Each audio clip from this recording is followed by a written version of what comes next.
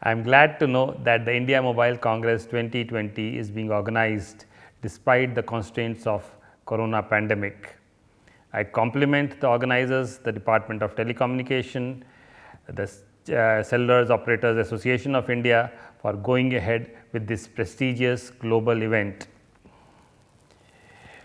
Mobile story in India has been a runaway success story. It has been the bedrock of digital India. Today, in the times of corona, if India has been able to seamlessly move from a physical world to the digital world, mobile with its large scale penetration has had a big role to play. Whether it was online schools and colleges, e-commerce, online payment systems, work from home, and all the other things could effortlessly move from the physical world into a virtual world. And if we today see an Indian economy which is not significantly seeing a downtrend, I think the mobile has had a great role to play. India has a lot of stakes when it comes to mobile in all parts of the mobile ecosystem, whether it is hardware, whether it is the apps ecosystem, or whether it is the telecommunication ecosystem. But I would like to particularly focus on the electronics hardware part of it. I recollect that in 2011, when for the first time the vision to create a domestic electronics hardware industry was articulated, when we envisaged an electronics hardware industry of $400 billion and an export industry of $100 billion for India, a lot of people, lot of knowledgeable people had actually scoffed it off as virtually impossible.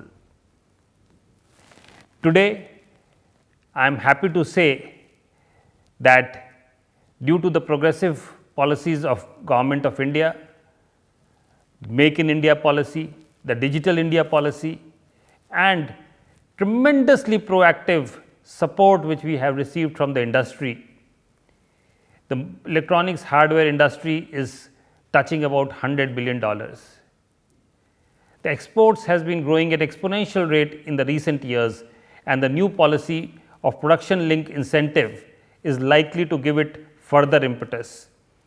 I understand that the electronics hardware exports have been growing at a phenomenal 33% year on year. These numbers of $400 billion and $100 billion thought of in National Policy for Electronics in 2012 suddenly do not look so unreasonable.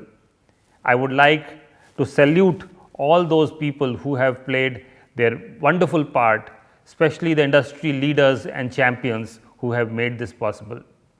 In this success story of electronics hardware, when India is becoming increasingly a destination of choice for various electronics hardware manufacturing companies, whether it is Apple, Samsung, Wistron, Foxconn, just to name a few, I think mobile particularly takes the cake.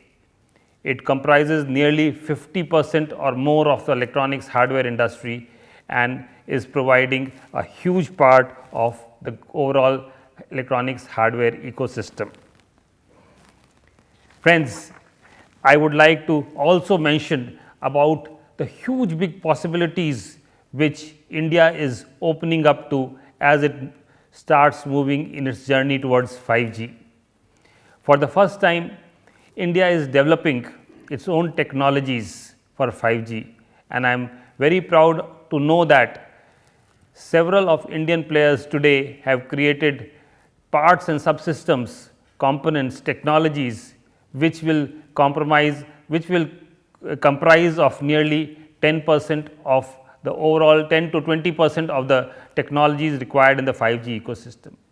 Recently, I also heard that Jio is coming in a big way in 5G technologies. I welcome all these players. I think from a national perspective, what is important is that India today has embarked on a journey where it is creating its own technologies in 5G.